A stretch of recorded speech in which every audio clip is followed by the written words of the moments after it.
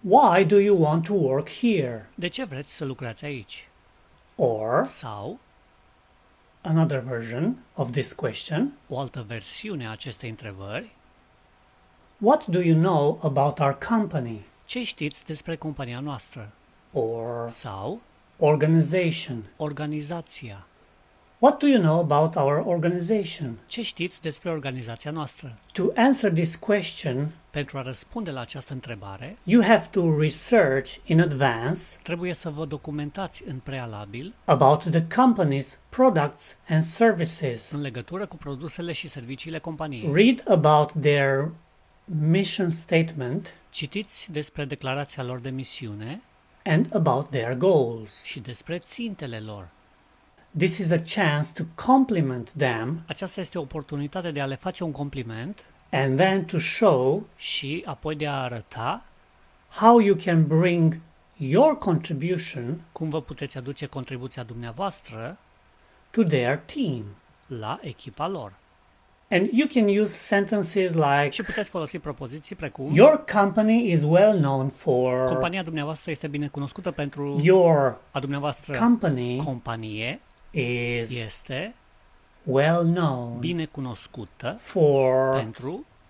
for example, de exemplu, your customer service. serviciul clienți al dumneavoastră sau de relații cu public. Your company is well known for your customer service. Compania dumneavoastră este bine cunoscută pentru serviciul clienți. Or, Sau, your company is well known for efficiency. compania dumneavoastră este bine cunoscută pentru eficiență. Your company is well known for your work culture. Compania dumneavoastră este bine cunoscută pentru cultura muncii. I've read that, Am citit că, or sau, I've heard that. am auzit că, For example, de exemplu, I've read that you even received an award for, am citit că ați primit chiar un premiu pentru you dumneavoastră, even chiar received ați primit an award un premiu for, pentru, I've read that you even received an award for, as I really, cum eu cu adevărat, as cum eu really, cu adevărat, for example, de exemplu, as I really appreciate this, cum eu apreciez cu adevărat aceasta, as I really appreciate this, or sau identify with it, a se identifica cu aceasta, as I really identify with it, cum eu mă identific cu adevărat cu aceasta, or sau as I really am the type of person who values, cum eu sunt cu adevărat tipul de persoană care apreciază, as I cum eu really cu adevărat am sunt the type tipul of de person persoană who values, care apreciază, for de example, exemplu, efficiency. eficiența. As I really am the type of person who values efficiency, Cum eu sunt cu adevărat tipul de persoană care apreciază eficiența, and you go on, și continuați, I'm sure, sunt sigur or sau I'm certain, sunt convins, for example, de exemplu, I'm sure I'll fit right in. sunt sigur că mă voi integra exact. Eu will fit mă voi integra sau mă voi potrivi right in. exact. I'm sure I'll fit right in. Or Sau you'll be very happy to have me in your team. veți fi foarte fericit să mă aveți în echipă. You Dumneavoastră will be veți fi very foarte happy fericiți to să have mă aveți me pe mine in în your a dumneavoastră team. echipă. I'm certain you'll be very happy to have me in your team. Sunt convins că veți fi foarte fericiți să mă aveți în echipa dumneavoastră. Why should we hire you? De ce v-am angajat pe dumneavoastră? Or, Sau, if we hire you, dacă vă angajăm pe dumneavoastră, what will you bring to our organization? ce veți aduce organizației noastre? To answer this question, Pentru a răspunde la această întrebare, you need to research trebuie să vă documentați what the company is looking for. ce anume caută compania. You can find a lot of useful information Puteți găsi multă informație utilă in the job description. în fișa postului.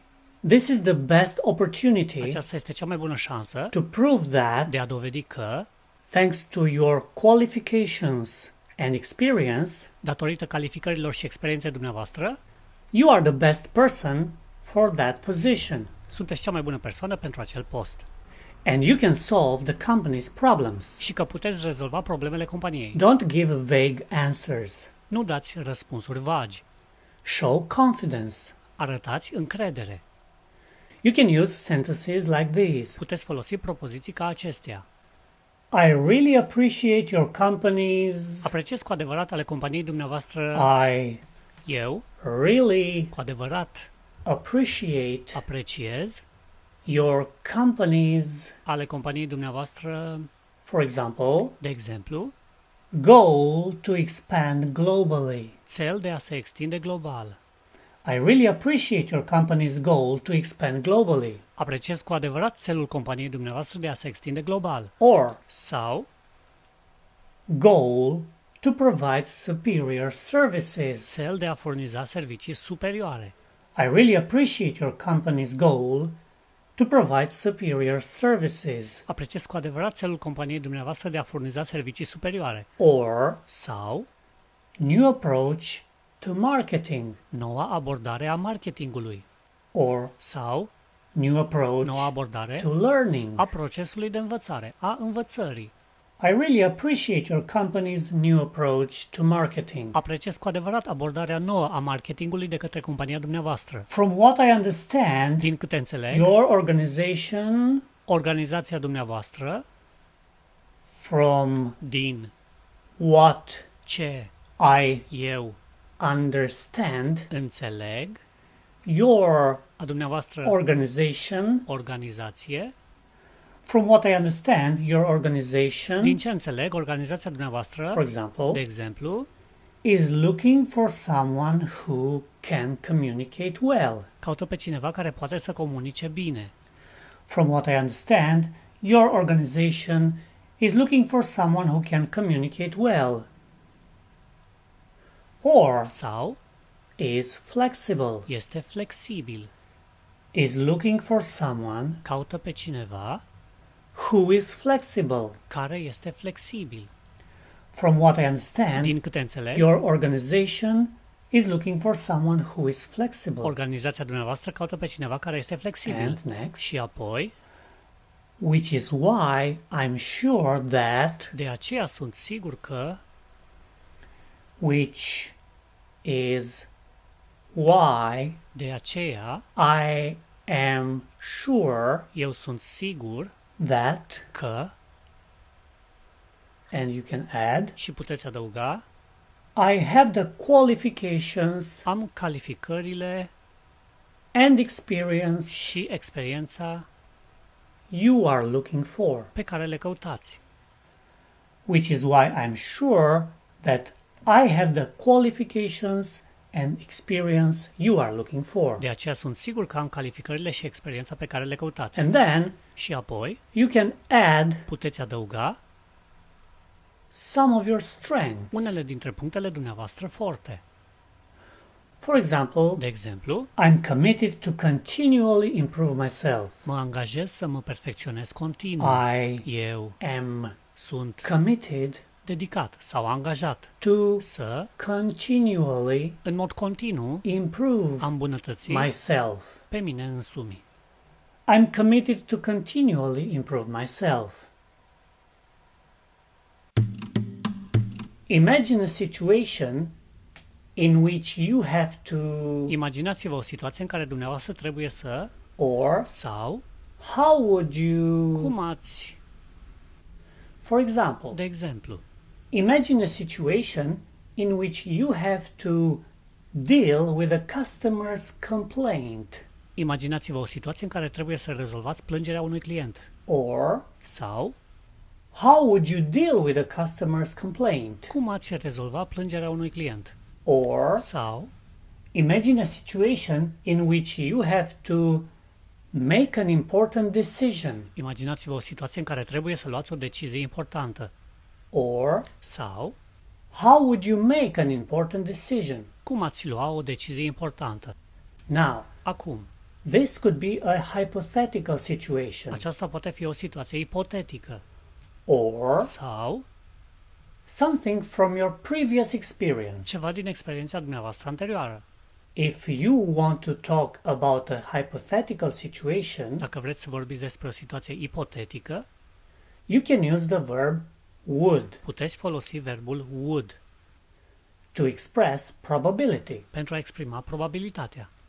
For example, De exemplu, firstly, I would, în primul rând, firstly, în primul rând sau mai întâi, eu would, aș, eu aș, then I would, apoi aș.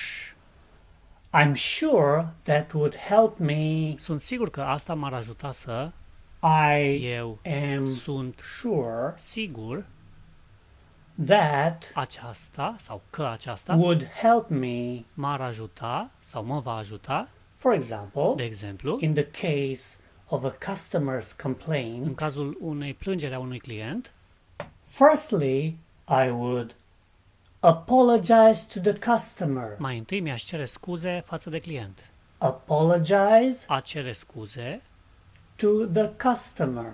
clientului sau față de client. Or Sau listen very carefully to the customer's complaint. a asculta foarte atent plângerea clientului.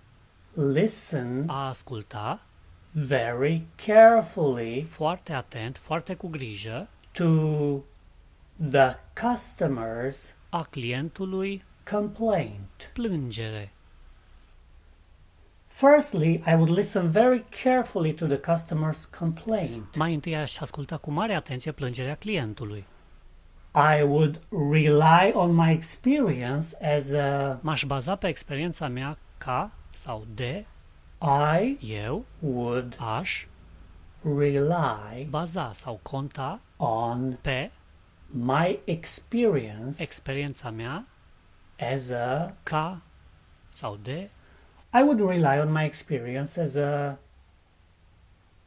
then apoi I would eu m-aș take some advice from my team members. sfătui cu membrii echipei mele.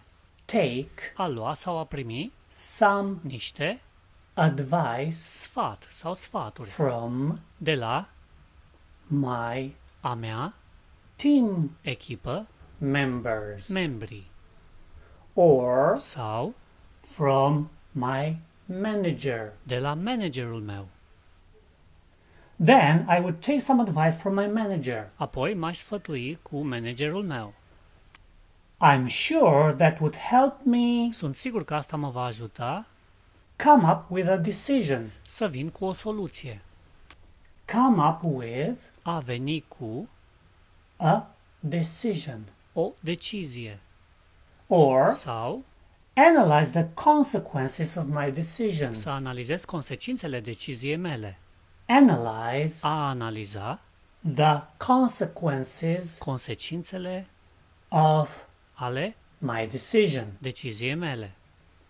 I'm sure that would help me analyze the consequences of my decision. Sunt sigur că asta mă va ajuta să analizez consecințele deciziei mele. If you want to talk about a previous experience, Dacă vreți să vorbiți despre o experiență anterioară, use the verbs in the past. folosiți verbele la trecut.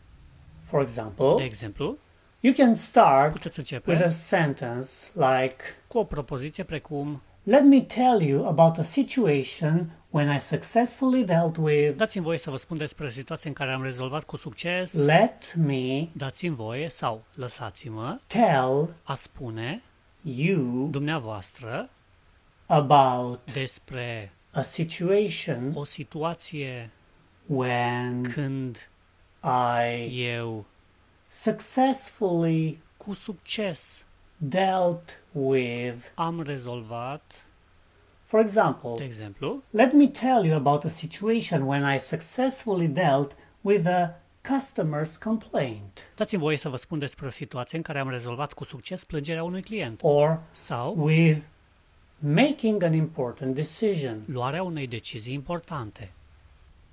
Firstly, I apologized. Mai întâi am cerut scuze Or, Sau, firstly, I listened. mai întâi am ascultat. Listened very carefully. Am ascultat foarte atent. I relied on my experience as a... M-am bazat pe experiența mea de... Then I took some advice Apoi m-am sfătuit. that helped me Aceasta m-a ajutat come up with a decision. să vin cu o decizie. Dacă doriți să vedeți și alte astfel de lecții, vă invităm să vă abonați la canalul nostru de YouTube sau să ne dați un like pe Facebook.